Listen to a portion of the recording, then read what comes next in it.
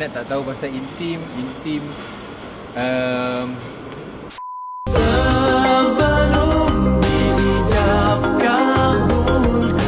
Siapa rasa suara dia yang paling sedap antara yang lain?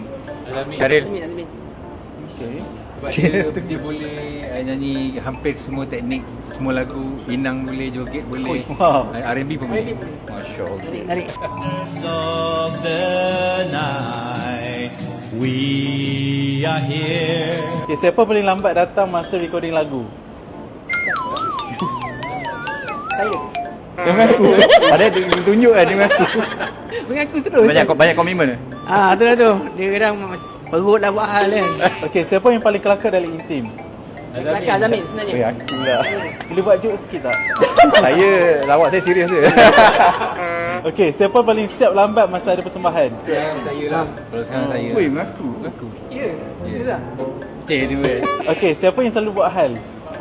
Buat hal Syam lah Syam. Syam tak ada.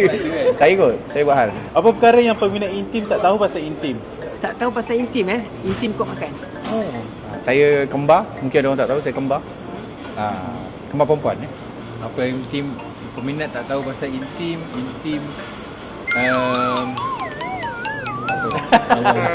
Okay, kenapa nama kumpulan intim? Siapa yang pilih nama grup? Kawan kami kat UIA dulu.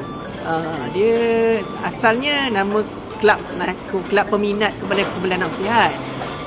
Tapi sebab dia join kami, so dia kata kita guna je lah nama ni.